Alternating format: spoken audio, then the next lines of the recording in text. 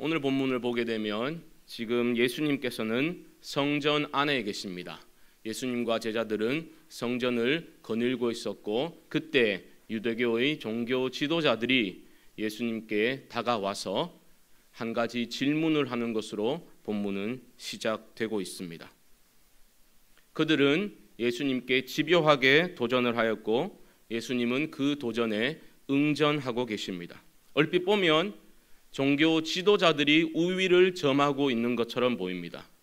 그들이 힘이 더 있었고 마치 예수님을 마음만 먹으면 제거할 수 있는 것처럼 으르렁거리면서 예수님께 접근을 하고 있습니다. 하지만 오늘 마가복음을 찬찬히 들여다보면 또 전후 배경을 살펴보게 되면 실상은 그들이 유대교 종교 지도자들이 전혀 분위기를 파악하지 못하고 있다라는 것을 마가는 우리들에게 전하고 있습니다. 무슨 말인가 하면 으르렁거리면서 예수님께 접근하고 있지만 실상은 천지를 분간 못하고 날뛰고 있는 형국이다라는 것이 바로 마가가 독자들에게 전하고 싶어 했던 메시지라는 겁니다. 어떻게 알 수 있는가? 오늘 본문의 바로 앞에 기록된 두 가지 사건을 통해서 우리는 종교 지도자들이 도무지 지금 무슨 분위기인지를 알지 못하고 있다라는 것을 우리는 알게 됩니다. 앞에 두 가지 사건이 무엇입니까? 바로 무화과 나무를 저주하신 사건과 성전을 청결케 하신 성전 정화 사건입니다. 이 본문을 가지고 2주 전에 우리 김가중 선교사님께서 설교를 말씀을 잘 풀어주셨기 때문에 저는 오늘 본문 이해를 위해서 도움이 되는 부분을 한번 살펴보고자 합니다. 이 앞부분에서 마가가 사용하고 있는 문학적인 기법이 있습니다. 마가는 주로 샌드위치 기법이라는 문학 기법을 사용합니다. 그건 뭐냐면 간단한 겁니다. 샌드위치처럼 쌓여져 있다는 거죠. 성전이 등장하고 무화과 나무가 등장합니다. 그 다음에 또 성전이 언급되고 그 다음에 무화과 나무가 언급되고 있습니다. 샌드위치처럼 그렇게 중첩적으로 나오고 있다는 것입니다. 왜 그렇겠습니까, 여러분? 마가는 이 기법을 사용함으로써 무화과 나무의 저주 사건과 성전 정화 사건이 별개의 사건이 아니라 하나로 보아야 된다는 겁니다. 연결된 사건이다라는 것을 말하고 있는 겁니다. 이것을 오해하고 이것을 캐치하지 못하고 무화과 나무를 저주하신 사건, 예수님이 배고프니까 무화과 나무를 저주하셨대. 어찌 그럴 수 있어? 그 무화과 나무의 저주 사건만 따로 떼어서 해석을 하게 되면 어려움을 만나게 되는 겁니다. 20세기의 석학이라고 불렸던 버틀란트 러셀이라는 사람을 잘 아실 겁니다. 유명한 책을 썼죠. 나는 왜 기독교인이 아닌가라는 책을 썼습니다. 전 학부 때 철학을 공부했는데요. 당시 저는 기도 많이 못할 거면 책이라도 많이 읽자 그런 생각으로 살아가고 있었습니다. 20년 전이니까 뭘 알았겠습니까? 그때는 그렇게 생각을 했었습니다. 어느 날 도서관에 가가지고 이 책을 나는 왜 기독교인이 아닌가라는 책을 이제 빌리기 위해서 갔습니다. 놀랐던 거는 엄청나게 많은 똑같은 책들이 꽂혀져 있었고 더 놀랐던 거는 그 모든 책들이 막 너덜너덜 헤어져 있었습니다. 그만큼 많은 학생들이 대출을 해서 그 책을 읽었던 겁니다. 러셀은 그 책에서 나는 왜 기독교인이 아닌가 그 이유를 설명하면서 무화과 나무의 저주 사건을 예로 들고 있었습니다. 제철도 아닌데 무화과가 열매를 맺을 때도 아닌데 자기 배고프다고 무화과 나무를 저주해서 말라 죽게 만들어버린 사람이 하나님의 아들이라면 그런 불합리하고 불합리한 사람을 존재를 내가 어떻게 믿을 수 있겠느냐라는 것이 러셀이 말하는 골자였습니다.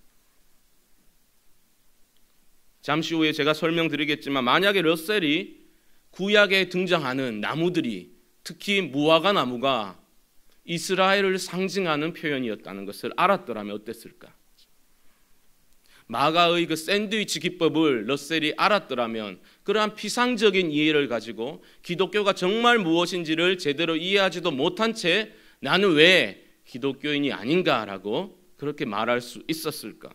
그런 생각을 하게 됩니다. 그러면서도 드는 생각은 어쩌면 종교의 문제에 관한 한, 신앙의 문제에 관한 한 우리의 지성이라는 것은 그 사람이 얼마나 좋은 학교에서 얼마나 많은 학식을 쌓았건 간에 타락 후에 우리의 지성이라는 것은, 인간의 모든 지성이라는 것은 선악과를 따먹은 후에 눈이 밝아진 것, 그것에 비유할 수 있지 않겠는가? 선악과를 따먹고 난 다음에 어떻게 됐습니까? 눈이 밝아졌습니다. 그런데 실상은 뭡니까? 하나님이 보시기에 좋았더라 하는 그 세상을 제대로 보지 못하는 거죠. 눈이 밝아졌다고 했지만 실상은 눈이 어두워진 겁니다. 타락 후에 우리 인간의 지성이라는 것은 이렇게 한계가 있고 비틀려져 있다는 것을 우리는 다시 한번 보게 되는 것입니다. 오늘 본문을 읽어 나가다 보면 정말 이 눈 밝은, 소위 눈 밝은 사람들이 누구인가라는 것을 마가는 보여주고 있습니다. 그들은 누굽니까? 하나님을 너무나 잘 안다고, 율법을 너무나 잘 안다고, 종교가 뭔지를, 무엇을 해야 되는지를 잘 안다고 자부했던 유대교 종교 지도자들이 실상은 눈 밝은 사람이었다는 것입니다. 그들을 향해서 마가는 정말 분위기 파악 못하고 있네라고 말하고 있는 겁니다. 그들이 만약 무슨 분위기인데? 라고 묻는다면 마가는 이렇게 대답할 것 같습니다. 멸망의 심판이라는 무섭도록 어두운 분위기인데 왜 그것을 못 보고 있냐라고 물을 것 같습니다. 왜 그렇습니까? 마가복음 11장에 예수님께서 예루살렘의 승리에 입성을 하십니다. 13장에 보면 예수께서 성전에서 나가십니다. 11장부터 13장에 드리워진 분위기는 심판입니다, 여러분. 심판의 이미지입니다. 어떻게 된 건가 하면 예수님께서는 성전에 대해서, 무화과 나무를 빗대어서 유대교에 대해서, 유대교 종교 지도자들에 대해서 심판을 선언하고 계신 겁니다.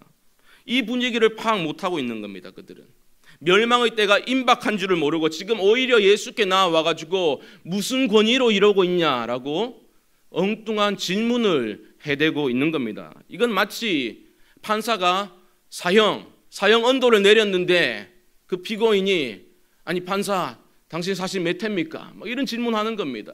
어느 고시원 출신입니까? 이런 질문하는 거하고 똑같은 겁니다. 심판을 선언했는데 당신의 권위는 어디서부터 나오는 겁니까? 어처구니 없는 질문을 해대고 있는 것입니다. 그럼 어떻게 분위기를 파악해야 됩니까? 마가복음 11장 11절을 보십시오. 예루살렘의 승리에 입성을 하신 후에 예수님은 곧바로 어디로 가십니까? 성전으로 가셨습니다. 성전으로 가신 후에 이 부분을 주목하셔야 되는데요. 성전으로 들어가셔가지고 어떻게 하셨다고요? 모든 것을 둘러보셨다. 예수님은 승리에 입성을 한 후에 성전으로 곧바로 달려가셔가지고 성전에 들어가셔가지고 모든 것들을 둘러보셨다는 겁니다. 둘러보신 후에 바로 나오는 장면이 뭡니까? 무화과 나무 사건입니다. 무화과 나무를 보고 예수님이 시장하셨답니다. 왜 시장하셨을까요? 왜 예수님만 시장하셨을까요? 제자들도 같이 있었는데. 여기서 시장하셨다라는 단어의 용례를 살펴보면 단순히 배고픔을 뜻하는 것만은 아닙니다. 이 단어는 간절한 바람과 열망을 또한 나타내주는 단어라는 겁니다. 쉽게 말하면 이런 겁니다. 여러분 2002년 월드컵 기억하시죠? 배고프다 하면 히딩크 감독이 말했던 뭐가 생각나십니까? I am still hungry. 그 말 했잖아요. 유명한 말인데요. I am still hungry 그랬잖아요. 더 배고프다. 히딩크의 말처럼 예수님이 시장하셨다라는 말씀은 그 배고팠다는 사실보다는 배고픈 현실에 그 상황에 우리의 관심을 기울여야 한다는 것을 말하는 겁니다. 배고픈 현실을 열매 없는 무화과 나무와 겹쳐서 우리는 볼 수 있어야 한다는 겁니다.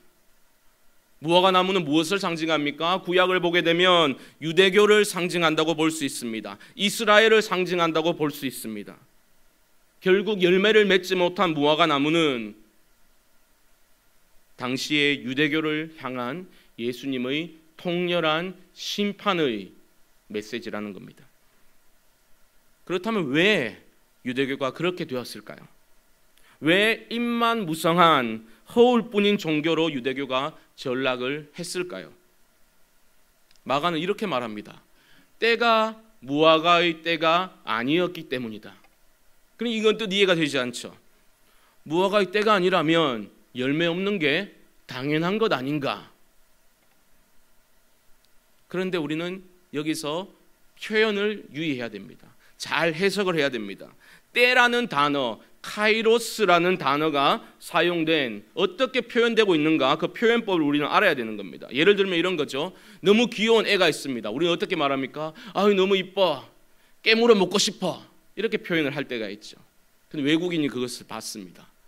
자기 나라에 돌아가가지고 오, 코리아 가니까 식인 문화가 아직도 남아있어, 이렇게 받아들인다면 한참 어긋난 거죠. 마찬가지입니다. 무화과의 때가 아니었기 때문에 열매가 없었다라는 말은, 여기서 때라고 번역된 카이로스라는 말은 초와 분과 시로 연결된 그런 시간적인 흐름을 뜻하는 단어가 아니라는 겁니다. 이 단어는 언제 사용되었습니까? 마가복음 1장 15절에 보면 때가 찼다라고 했대, 그때 사용된 단어입니다. 때가 찼고 하나님의 나라가 가까웠으니 회개하고 복음을 믿으라, 그때에 사용된 단어라는 겁니다. 이 카이로스는 무슨 때를 말합니까? 요한이 잡힌 후입니다. 바로 앞절에 보면 요한이 넘겨진 후, 이스라엘의 마지막 예언자라고 말할 수 있는 세례 요한이 죽임을 당한 후라면 어떤 시대입니까?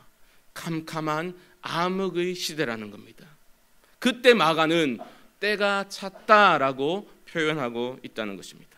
그러면서 하나님의 나라가 임박했다라고 말하고 있는 겁니다.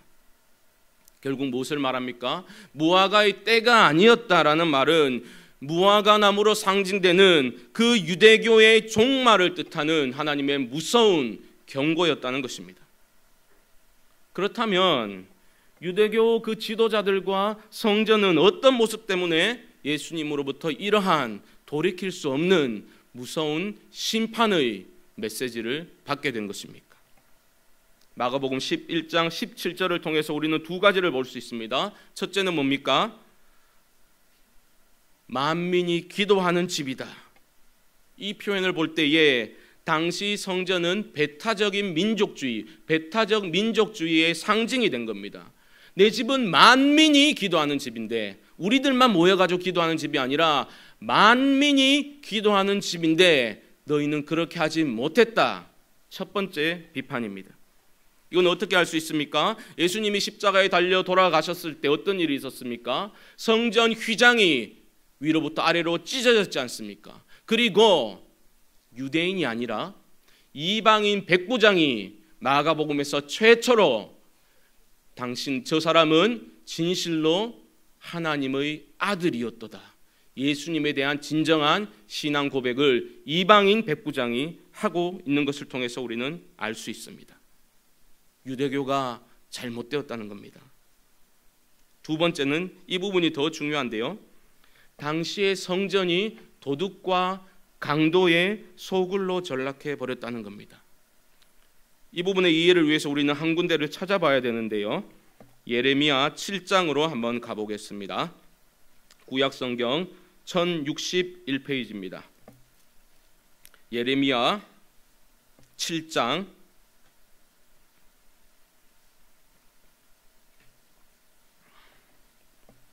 7장으로 가셔가지고요, 4절을 보십시오. 눈으로 따라오십시오. 제가 읽습니다. 4절입니다. 너희는 이것이 여호와의 성전이라, 여호와의 성전이라, 여호와의 성전이라 하는 거짓말을 믿지 말라. 8절로 넘어갑니다. 보라, 너희가 무익한 거짓말을 의존하는도다.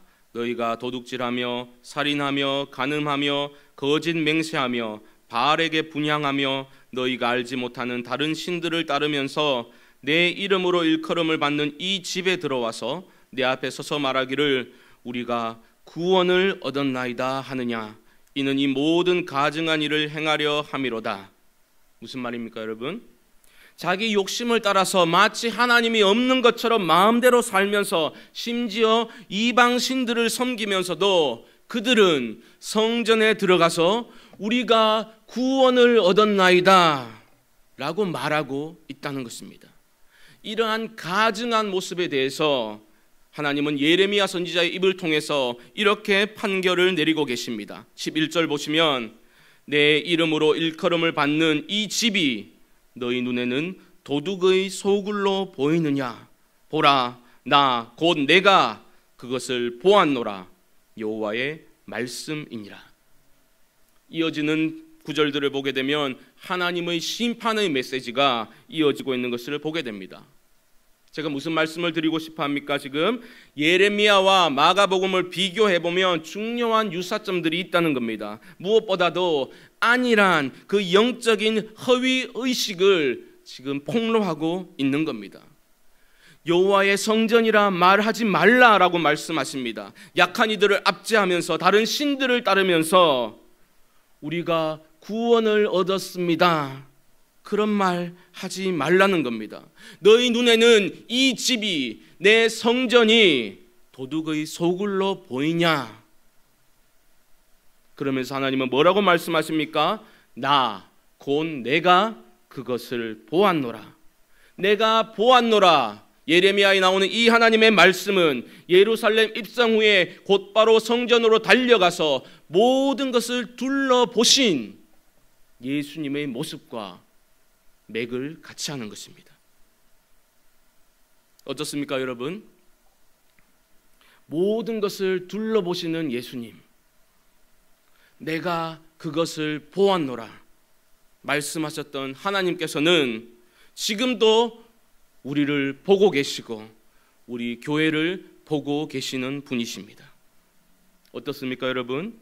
혹시 우리들도 세상 가운데서 우리의 이기적인 욕심을 따라서 내 욕심에 따라 내 마음에 원하는 대로 살면서 마치 하나님 없는 것처럼 하나님의 이름을 부르지만 하나님이 없는 것처럼 생활하다가 특정 시간에 모여서 예배드리고 기도회에 참석하고 각종 봉사를 하면서 그러한 의식들 뒤에 숨어서 우리 마음의 위안만을 느끼면서 살아가고 있지는 않냐는 것입니다. 하나님께서 우리 교회를 감찰하고 계십니다. 그러한 종교적 의식들 뒤에 숨는 것을 중단하고 우리의 옷을 찢는 데 그치는 것이 아니라 우리의 마음을 찢으면서 하나님께 나아갈 수 있는 복된 사람들 되시기를 주님의 이름으로 축복합니다.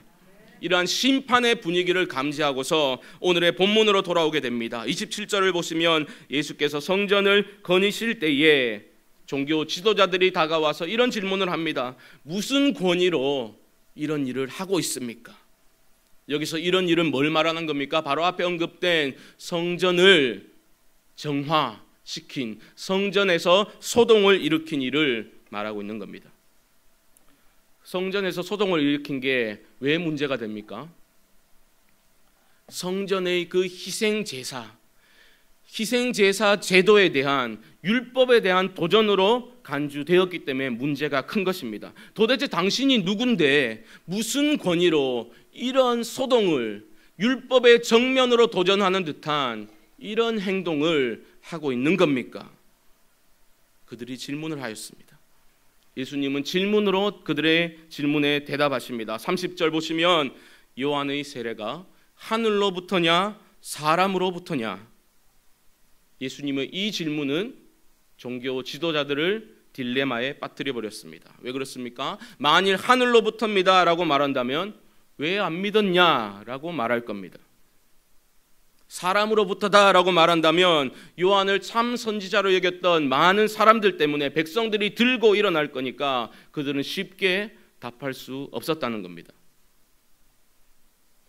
이 종교 지도자들의 모습 속에서 우리는 뭘 보게 됩니까? 그들은 누구를 두려워했습니까? 눈에 보이지 않는 하나님을 두려워한 것이 아니라 그들은 눈에 보이는 군중들을 두려워했다는 것입니다. 질문은 여전히 남아 있습니다. 그렇다면 왜 예수님은 무슨 권위로 이런 일을 합니까? 라는 질문에 세례 요한을 끌고 들어오고 있는 겁니까? 왜 세례 요한을 데리고 오는 겁니까?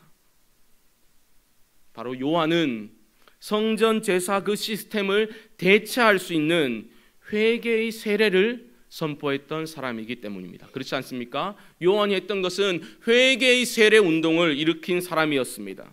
메시아의 오심에 앞서서 세례 요한은 은혜를 선포했던 사람이었다는 겁니다.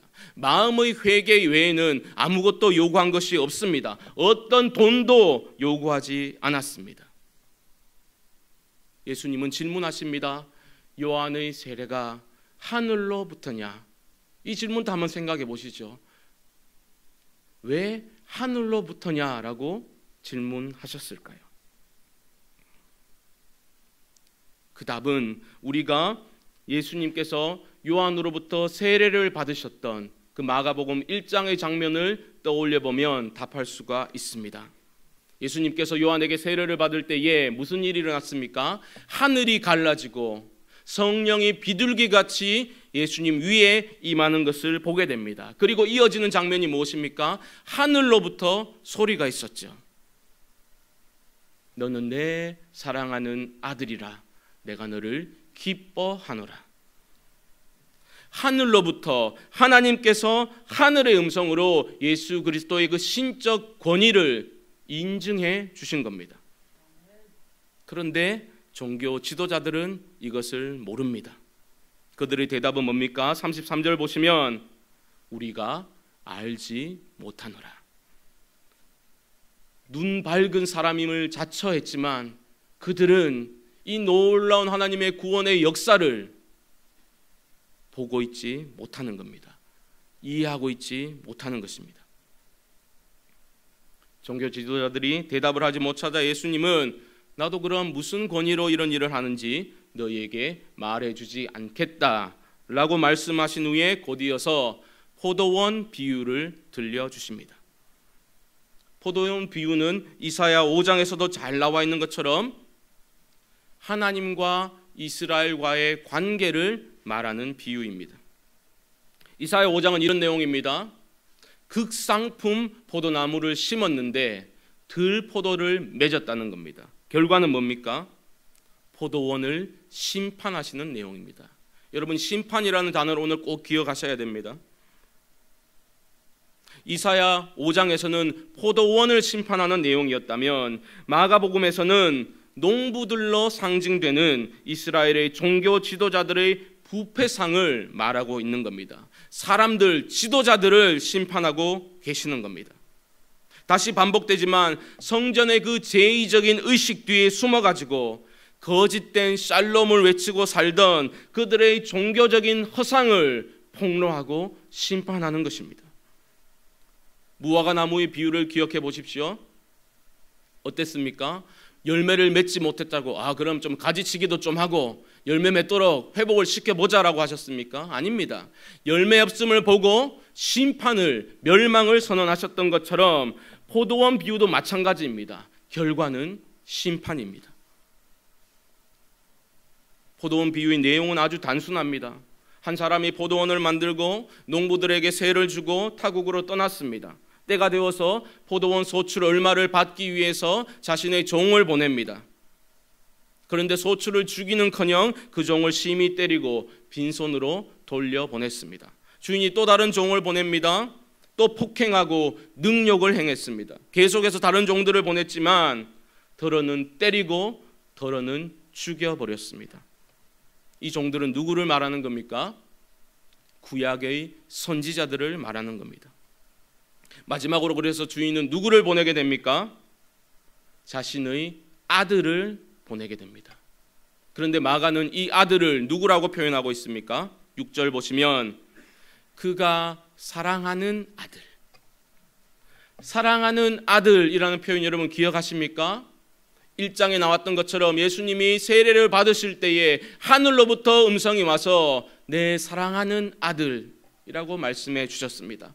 또한 마가복음 9장에서 그 변화산에서 영광스러운 모습으로 변모된 후에 하늘로부터 음성이 있어 내 사랑하는 아들이다. 독자들은 놓칠 수 없습니다. 이 아들이 예수 그리스도를 상징한다는 것을 놓칠 수가 없는 겁니다. 내 사랑하는 아들을 보낸다면 그들이 그를 존대하겠지 생각했지만 그 예상과는 정반대로 악한 농부들은 주인의 아들을 죽여서 포도원 밖으로 내던져 버렸습니다. 이 비유를 들려주신 후에 주님은 종교 지도자들에게 물으셨습니다. 포도원 주인이 그 악한 농부들을 어떻게 하겠냐? 9절 보시면 그 농부들을 진멸하고 포도원을 다른 사람들에게 주리라. 이 비유를 듣고서 종교 지도자들은 이거 우리들 보고 하는 말이구나. 이 사람을 빨리 잡아 죽이자라고 생각했지만 백성들을 두려워해서 일단 후퇴하는 것으로 오늘 본문은 마무리되고 있습니다. 오늘 본문 말씀을 묵상하면서 제 마음에 강하게 새겨진 두 가지 단어가 있었다면 하나는 하늘이요, 두 번째는 심판이었습니다. 오늘이 마가복음 강의 몇 번째 시간인지 아십니까 여러분? 그거 다 써 있는데요. 40번째 시간입니다. 부목사님들이 순서대로 돌아가면서 설교를 하다 보니까 이런 말들을 합니다. 좋은 본문을 만나는 은혜가 임해야 된다. 본문을 잘 만나야 된다. 이런 말을 합니다. 제가 어떤 본문 설교했냐 한번 이렇게 보았습니다. 공교롭게도 저는 세례 요한에 대한 설교를 원했던 건 아닌데 하게 되었습니다. 마가복음 1장에서 광야에서 주님의 길을 예비하는 광야의 소리로서, 빈들의 소리로서 세례 요한의 첫 사역의 시작을 저는 다루었습니다. 시작을 다루었고 또 6장에서 어처구니 없는 죽음을 당하는 세례 요한의 그 죽음을 또한 설교에서 다루게 되었습니다. 그리고 오늘 본문에서 다시 한번 세례 요한의 이름이 언급되고 있습니다. 저는 세례 요한에 대해서 그 삶의 발자취를 말씀을 통해서 한번 되짚어 보았습니다. 그때 제게 떠올랐던 이미지는 바로 하늘의 이미지였습니다. 요한은 누구였습니까? 30세만 되면 제사장의 직무를 수행할 수 있는 그 풍요롭고 안락한 미래가 보장된 소위 기득권층에 속했던 사람이었습니다. 그 안락한 미래, 보장된 미래를 내려놓고 요한은 광야로 뛰쳐나갔던 겁니다. 왜 그렇습니까? 그에게 하나님의 말씀이 임했기 때문이었습니다. 광야에서 외치는 자의 소리로서의 그 세례 요한의 삶은 땅이 아닌, 이 땅이 아닌 하늘을 바라보는 삶이 아니었겠습니까? 하늘에 속했던 사람이 세례 요한이 아니었겠습니까? 여러분, 움켜쥐고 탐욕에 물들어 살아가는 사람은, 땅의 것이 전부인 양 살아가는 사람은 하늘에 속한 사람으로 살아갈 수가 없습니다. 목회자도 성도도 하늘의 가치가 영원하고 영광스러운 것이라는 것을 삶으로 보여줄 수 있어야 합니다. 세례 요한의 그 단순한 하늘을 바라는 삶의 영성이 요구되는 시대를 우리들은 살아가고 있는 것입니다. 똑똑한 사람도 많고 말 잘하는 사람도 많고 소위 기도 많이 하는 사람도 많고 수많은 은사를 행하는 사람도 많지만 하늘에 속한 사람을 찾아보기 힘든 시대를 우리는 살아가고 있는지도 모릅니다.